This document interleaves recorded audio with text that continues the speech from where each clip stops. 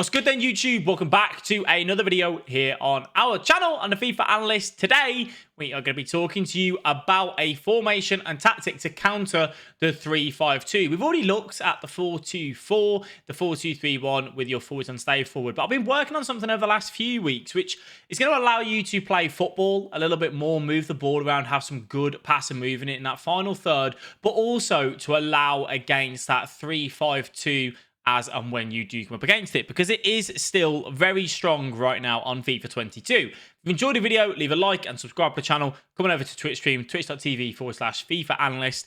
Greatly appreciated if you do that. Apologies for the lack of uploads.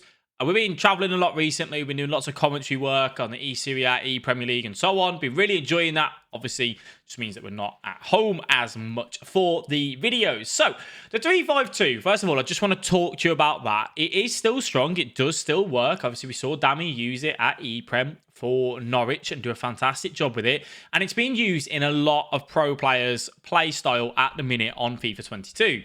I used it for a while to get an understanding of how people are using it and what they want from it, and I still really, really like it. Now, the thing is with a 3-5-2 is that naturally, you've obviously got your three centre-backs, right?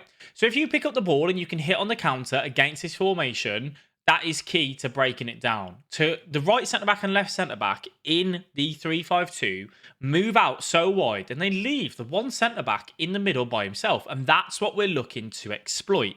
What is the formation that I'm talking about? It's actually the 4-3-3 false 9. The way that we're going to have this set up is basically, picture it like this. You win the ball in defence. You want to hit on the counter. Lay the ball off to your striker. The idea is the striker will have his back towards the defender, so facing your own goal, and it's going to pull that centre-back towards you.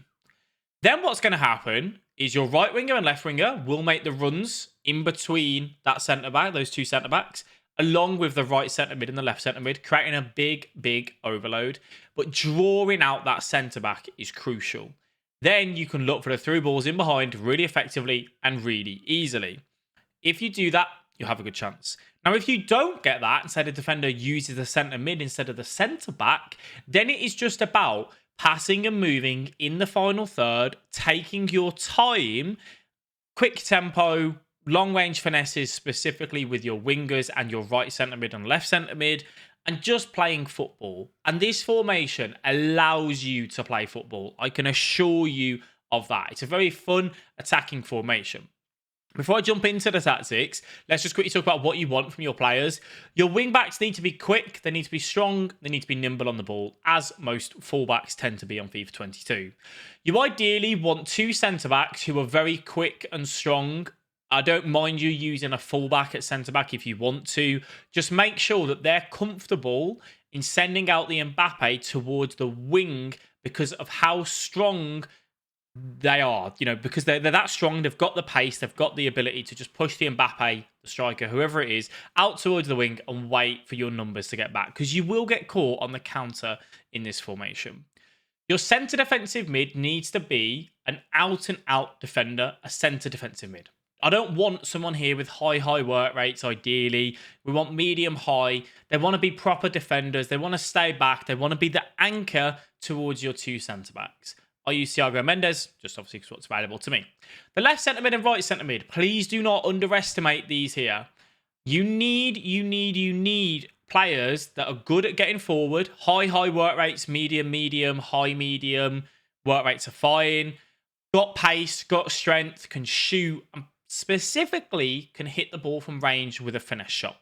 A green time finesse shot being the go-to.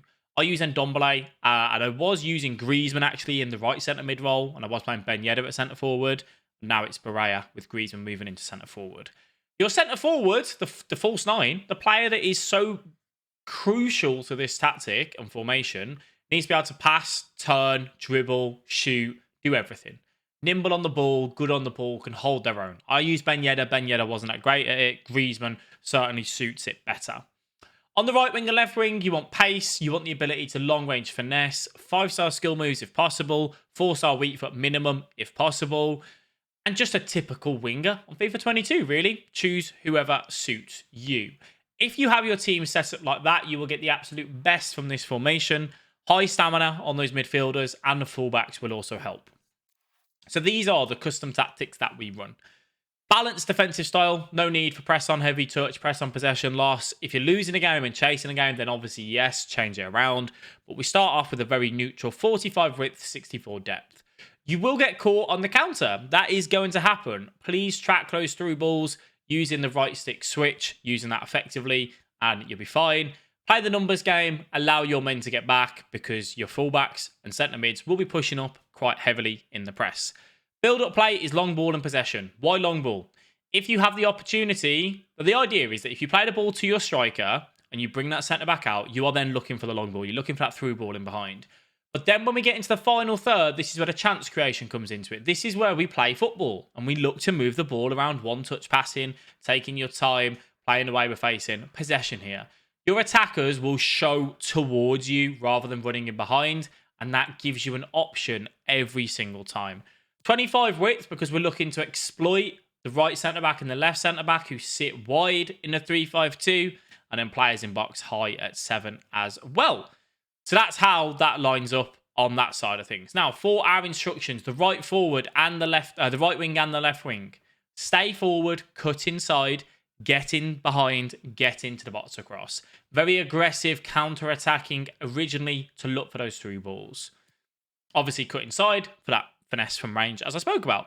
For the centre forward, stay central, false 9 and stay forward. We want them to sit on that centre-back, isolate that centre-back, make it difficult for that middle centre-back to deal with you by themselves. The right centre mid, get into the box across. You can also have this on get forward if you want to. Just have a little bit more of an option coming in on the overload through the middle. Get into the box and cover wing. Because you do not have anyone tracking back to cover the wing to help your fullbacks. The left centre mid, get forward, get into the box across and cover wing again. Works really, really well.